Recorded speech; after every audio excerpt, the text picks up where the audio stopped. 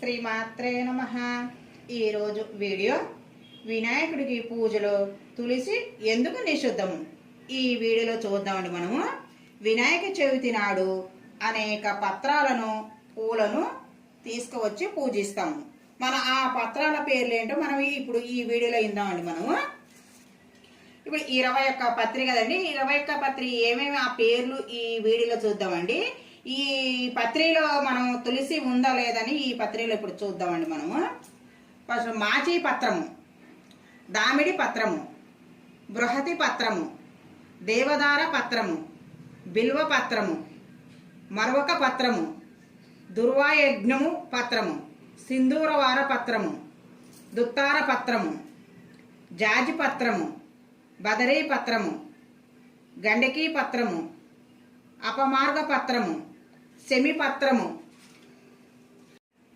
చూడండి, ఈ పూజలో తులసి పత్రం, తులసి పత్రము, అశ్వత్థ పత్రము, చూత పత్రము, అర్జున పత్రము, కరవీర పత్రము, ఆర్క పత్రము, విష్ణుకాంత పత్రము.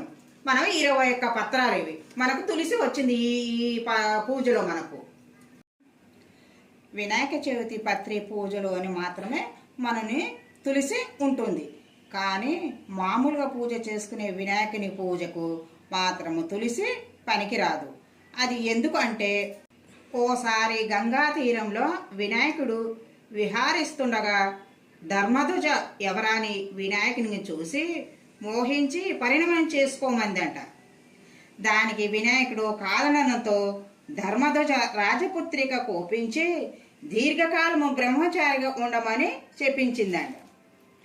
ప్రతిగా వినాయకుడు ఆమెను రాక్షసుడి చెంత దీర్ఘకాలము ఉండమని ప్రతిశాపం ఇస్తాడంట.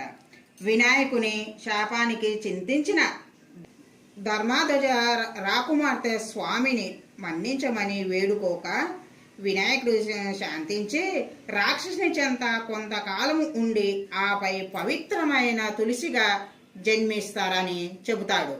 అందుకే వినాయకునికి తులసి తన పూజ పత్రిలో ఇష్టపడాడు. మన ఈ వీడియోలో మనం వినాయకుని పూజలో తులసి ఎందుకు నిషిద్ధం అనేది చూసాం కదండి. మన నెక్స్ట్ వీడియోలో కలుసుకుందాం. వీడియో నచ్చితే లైక్ చేయండి, షేర్ చేయండి, సబ్స్క్రైబ్ చేయండి. Thank you.